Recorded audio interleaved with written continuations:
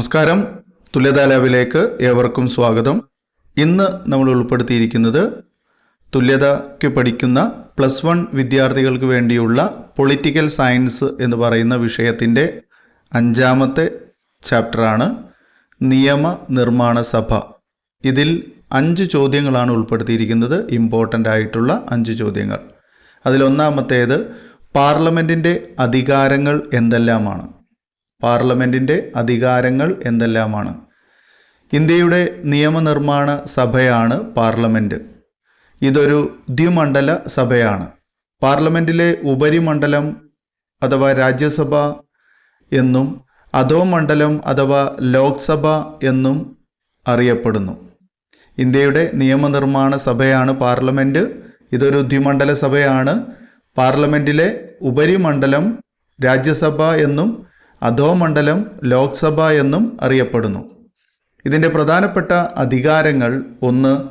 കേന്ദ്ര ലിസ്റ്റിലും കൺകറൻറ്റ് ലിസ്റ്റിലും അവശിഷ്ട വിഷയങ്ങളിലും നിയമനിർമ്മാണം നടത്തുവാനുള്ള അധികാരം പാർലമെൻറ്റിനാണ്.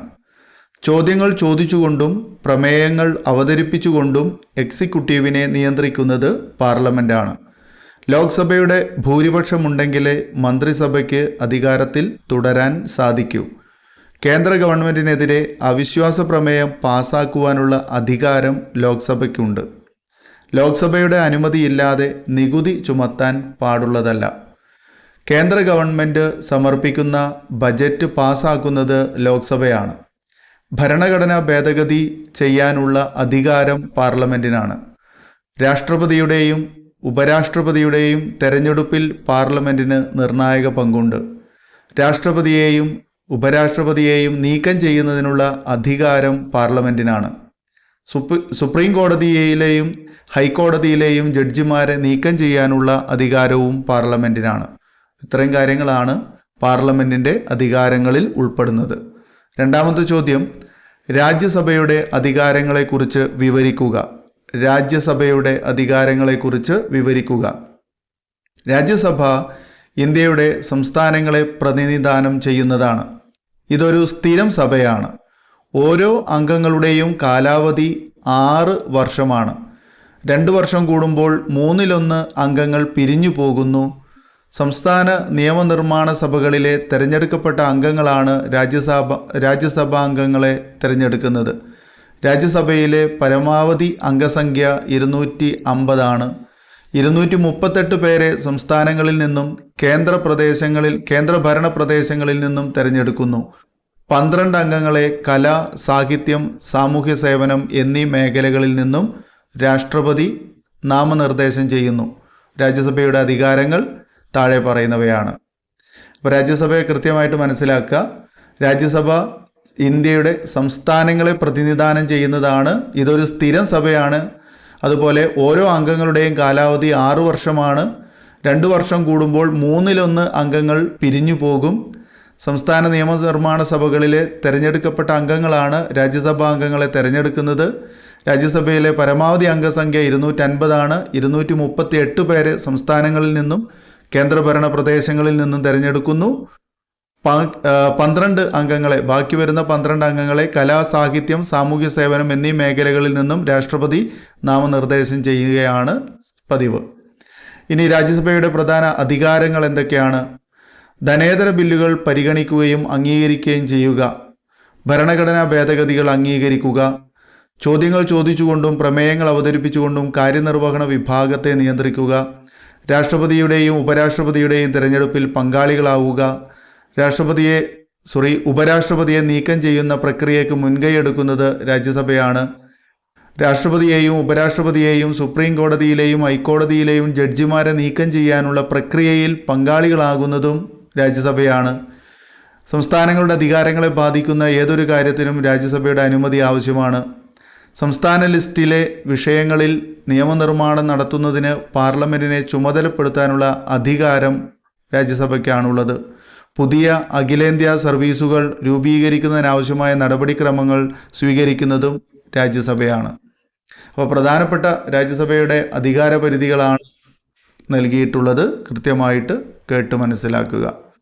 മൂന്നാമതൊരു ചോദ്യം ലോക്സഭയുടെ അധികാരങ്ങളെക്കുറിച്ച് വിവരിക്കാനാണ്. ഇപ്പോൾ നമ്മൾ ആദ്യം കണ്ടത് പാർലമെൻറ്റിൻ്റെ അധികാരങ്ങളാണ്, രണ്ടാമത് കണ്ടത് രാജ്യസഭയുടെ അധികാരങ്ങളാണ്, മൂന്നാമത്തേത് ലോക്സഭയുടെ അധികാരങ്ങളാണ്. ലോക്സഭയിലെ അംഗങ്ങളെ പ്രായപൂർത്തി വോട്ടവകാശത്തിൻ്റെ അടിസ്ഥാനത്തിൽ ജനങ്ങൾ നേരിട്ടാണ് തിരഞ്ഞെടുക്കുന്നത്. ലോക്സഭയിലെ അംഗങ്ങളെ പ്രായപൂർത്തി വോട്ടവകാശത്തിൻ്റെ അടിസ്ഥാനത്തിൽ ജനങ്ങൾ നേരിട്ടാണ് തിരഞ്ഞെടുക്കുന്നത്. എന്നാൽ രാജ്യസഭയിലെ അംഗങ്ങളെ നമ്മൾ കണ്ടു കഴിഞ്ഞു. സംസ്ഥാന നിയമനിർമ്മാണ സഭകളിലെ തിരഞ്ഞെടുക്കപ്പെട്ട അംഗങ്ങളാണ് രാജ്യസഭാംഗങ്ങളെ തിരഞ്ഞെടുക്കുക. രാജ്യസഭാംഗങ്ങളുടെ പരമാവധി അംഗസംഖ്യ 250 എന്നാൽ ലോക്സഭയിൽ ഇപ്പോൾ 543 തിരഞ്ഞെടുക്കപ്പെട്ട അംഗങ്ങളാണുള്ളത്. ലോക്സഭയുടെ കാലാവധി 5 വർഷമാണ്. 25 വയസ്സാണ് ലോക്സഭയിലേക്ക് മത്സരിക്കാൻ ആവശ്യമായ കുറഞ്ഞ പ്രായം. ഓക്കെ, അപ്പോൾ ഒന്നുകൂടെ നോക്കാം. ലോക്സഭയിലെ അംഗങ്ങളെ പ്രായപൂർത്തി വോട്ടവകാശത്തിൻ്റെ അടിസ്ഥാനത്തിൽ ജനങ്ങൾ നേരിട്ടാണ് തിരഞ്ഞെടുക്കുന്നത്. പ്രാദേശിക നിയോജക മണ്ഡലങ്ങളിൽ നിന്നാണ് ഇവരെ തിരഞ്ഞെടുക്കുന്നത്. ലോക്സഭയിൽ ഇപ്പോൾ 543 തിരഞ്ഞെടുക്കപ്പെട്ട അംഗങ്ങളാണുള്ളത്. 543 അംഗങ്ങളാണുള്ളത്. ലോക്സഭയുടെ കാലാവധി 5 വർഷമാണ്. 25 വയസ്സാണ് ലോക്സഭയിലേക്ക് മത്സരിക്കാൻ ആവശ്യമായിട്ടുള്ള കുറഞ്ഞ പ്രായപരിധി. ലോക്സഭയുടെ പ്രധാനപ്പെട്ട അധികാരങ്ങൾ: 1. യൂണിയൻ ലിസ്റ്റിലും കൺകറന്റ് ലിസ്റ്റിലും ഉൾപ്പെട്ട വിഷയങ്ങളിൽ നിയമനിർമ്മാണം നടത്തുക എന്നുള്ളത്. രണ്ടാമത്തേത് ധനകാര്യ ബില്ലുകളും ധനേതര ബില്ലുകളും അവതരിപ്പിക്കുകയും നിയമനിർമ്മാണം നടത്തുകയും ചെയ്യുക. മൂന്നാമത്തേത് നികുതി ചുമത്തൽ, വാർഷിക സാമ്പത്തിക കണക്കുകൾ, ബഡ്ജറ്റ് എന്നിവയ്ക്കുള്ള നിർദ്ദേശങ്ങൾ അംഗീകരിക്കൽ. നാലാമത്തേത് ചോദ്യങ്ങൾ, ഉപചോദ്യങ്ങൾ, പ്രമേയങ്ങൾ, അവിശ്വാസ പ്രമേയങ്ങൾ തുടങ്ങിയവയിലൂടെ കാര്യനിർവഹണ വിഭാഗത്തെ നിയന്ത്രിക്കൽ. അഞ്ചാമത്തേത് ഭരണഘടന ഭേദഗതി ചെയ്യൽ. ആറാമത്തേത് രാഷ്ട്രപതി, ഉപരാഷ്ട്രപതി എന്നിവരുടെ തെരഞ്ഞെടുപ്പിൽ പങ്കെടുക്കുക. ഏഴാമത്തേത് ഉപരാഷ്ട്രപതി, രാഷ്ട്രപതി, സുപ്രീം കോടതിയിലെയും ഹൈക്കോടതിയിലെയും ജഡ്ജിമാരെ നീക്കം ചെയ്യുന്നതിനുള്ള പ്രക്രിയയിൽ പങ്കെടുക്കുക. കമ്മിറ്റികളെയും കമ്മീഷനുകളെയും നിയമിക്കുകയും അവയുടെ റിപ്പോർട്ടുകൾ പരിഗണിക്കുകയും ചെയ്യുക. ധനബില്ലുകൾ ലോക്സഭയിൽ മാത്രമേ അവതരിപ്പിക്കാൻ സാധിക്കുകയുള്ളൂ. മന്ത്രിസഭയ്ക്ക് ലോക്സഭയോടാണ് ഉത്തരവാദിത്തമുള്ളത്. മന്ത്രിസഭയ്ക്കെതിരെ അവിശ്വാസ പ്രമേയം അവതരിപ്പിക്കാൻ ലോക്സഭയ്ക്ക് മാത്രമേ അധികാരമുള്ളൂ. ഇത്രയും കാര്യങ്ങളാണ് ലോക്സഭയുമായി ബന്ധപ്പെട്ട അധികാരങ്ങൾ. ഇനി അടുത്തൊരു ചോദ്യം, എങ്ങനെയാണ് പാർലമെൻറ്റ് നിയമം നിർമ്മിക്കുന്നത് എന്നാണ്. പാർലമെൻറ്റ് നിയമം നിർമ്മിക്കുന്നത് ഏതൊക്കെ രീതിയിലാണ്? നടപടിക്രമങ്ങളാണ് ചോദിക്കുന്നത്. നിയമങ്ങൾ നിർമ്മിക്കുക എന്നതാണ് നിയമനിർമ്മാണ സഭയുടെ പ്രധാന ചുമതല അല്ലെങ്കിൽ അടിസ്ഥാന ചുമതല. നിർമ്മിക്കാൻ ഉദ്ദേശിക്കുന്ന നിയമത്തിൻ്റെ ഒരു കരട് രൂപമാണ് ബില്ല്. ബില്ലുകൾ പാർലമെൻറ്റിൽ ഏത് സഭയിലും അവതരിപ്പിക്കാവുന്നതാണ്. ധനകാര്യ ബില്ലുകൾ ലോക്സഭയിൽ മാത്രമേ അവതരിപ്പിക്കാൻ പാടുള്ളൂ. നിയമനിർമ്മാണ പ്രക്രിയയ്ക്ക് വ്യക്തമായ ഒരു നടപടിക്രമങ്ങളുണ്ട്. അവ താഴെ പറയുന്നവയാണ്. 1. ബില്ല് ഒന്നാം സഭയിൽ. അത് 3 തരത്തിലാണ്. ഒന്നാം വായന. ഒരു ബിൽ സഭയിൽ അവതരിപ്പിക്കുന്ന ഘട്ടമാണ് ഒന്നാം വായന. രണ്ടാമത്തേത് രണ്ടാം വായന. ഈ ഘട്ടത്തിൽ ബില്ലിനെക്കുറിച്ചൊരു പൊതു ചർച്ച നടക്കുകയും ബില്ല് കമ്മിറ്റിക്ക് വിടുകയും ചെയ്യുന്നു. ബില്ലിനെക്കുറിച്ചുള്ള ചർച്ചകളുടെ പ്രധാന ഭാഗങ്ങൾ നടത്തുന്നത് കമ്മിറ്റികളിൽ വെച്ചാണ്. കമ്മിറ്റി നൽകുന്ന ശുപാർശകൾ പിന്നീട് സഭയുടെ അംഗീകാരത്തിനായി അയക്കുകയും ചെയ്യുന്നു. അതിൽ മൂന്നാം വായന ബില്ല് പാസ്സാക്കുന്നതിനായി വോട്ടിനിടുകയും സഭയിൽ ഹാജരായി വോട്ട് ചെയ്തവരുടെ ഭൂരിപക്ഷം കിട്ടിയാൽ ബില്ല് പാസ്സായതായി പ്രഖ്യാപിക്കുകയും ചെയ്യുന്നു. ഇനി അതിലെ രണ്ടാം ഘട്ടമാണ് ബില്ല് രണ്ടാം സഭയിൽ. ബില്ല് ഒരു സഭ പാസ്സാക്കി കഴിഞ്ഞാൽ അത് അടുത്ത സഭയിലേക്ക് അയക്കുന്നു. അവിടെയും ഇതേ നടപടിക്രമങ്ങളിലൂടെ ഈ ബില്ല് കടന്നു പോവുകയും ചെയ്യുന്നു. ഒരു ബില്ല് നിയമമാകണമെങ്കിൽ രണ്ട് സഭകളും പാസ്സാക്കിയിരിക്കണം. പാർലമെൻറ്റിലെ ഇരുസഭകളും തമ്മിൽ അഭിപ്രായ വ്യത്യാസം ഉണ്ടാവുകയാണെങ്കിൽ ഇരുസഭകളുടെയും സംയുക്ത സമ്മേളനം വിളിച്ചു ചേർക്കുകയും സംയുക്ത സമ്മേളനത്തിൽ ഹാജരായി വോട്ട് ചെയ്തവരിൽ ഭൂരിപക്ഷം ബില്ലിനെ അനുകൂലിച്ചാൽ ബില്ല് ഇരുസഭകളും പാസ്സാക്കിയതായി പ്രഖ്യാപിക്കുകയും ചെയ്യുന്നു. അതിൽ മൂന്നാമത്തെ കാര്യം പ്രസിഡന്റിൻ്റെ അനുമതി. പാർലമെൻറ്റിൻ്റെ ഇരുസഭകളും പാസ്സാക്കിയ ബില്ല് പ്രസിഡന്റിൻ്റെ അനുമതിക്കായി സമർപ്പിക്കുന്നു. അനുമതി ലഭിച്ചാൽ ബില്ല് നിയമമാകുന്നു. ഇനി എന്താണ് ധനകാര്യ ബില്ല്? ധനകാര്യ ബില്ലുകൾ ലോക്സഭയിൽ മാത്രമേ അവതരിപ്പിക്കാൻ പാടുള്ളൂ.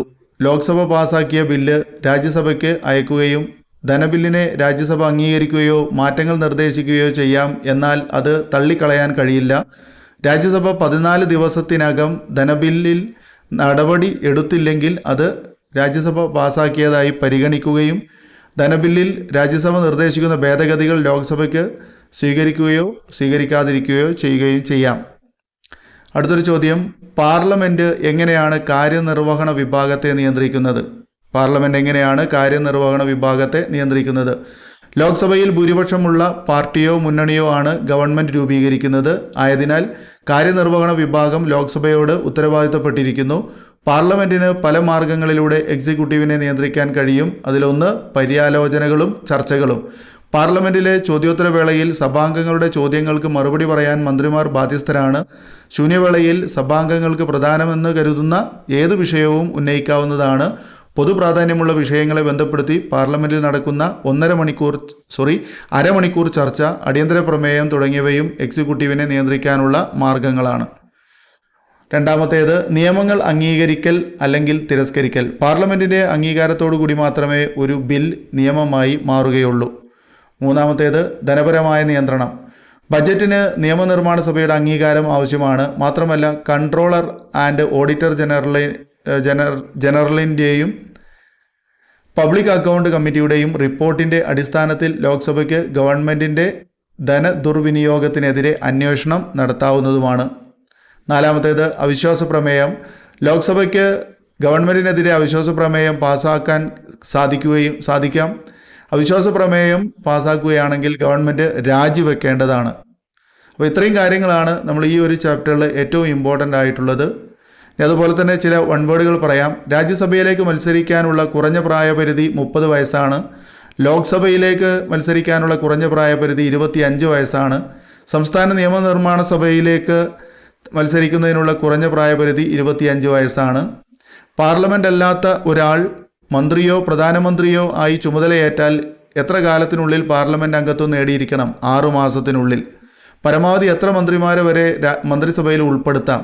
ലോക്സഭയുടെ ആകെ അംഗസംഖ്യയുടെ 15% കുറയാൻ പാടില്ല.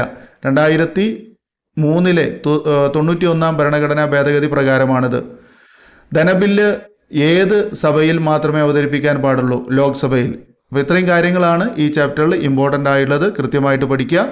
ഈ വീഡിയോ നിങ്ങൾക്ക് ഉപകാരപ്പെടുകയാണെങ്കിൽ തീർച്ചയായും ലൈക്ക് ചെയ്യാനും അതുപോലെ മാക്സിമം നിങ്ങളുടെ സുഹൃത്തുക്കളിലേക്ക് ഷെയർ ചെയ്യാനും ശ്രമിക്കുക. ഇനി അടുത്തൊരു വീഡിയോയുമായി നമുക്ക് വീണ്ടും കാണാം.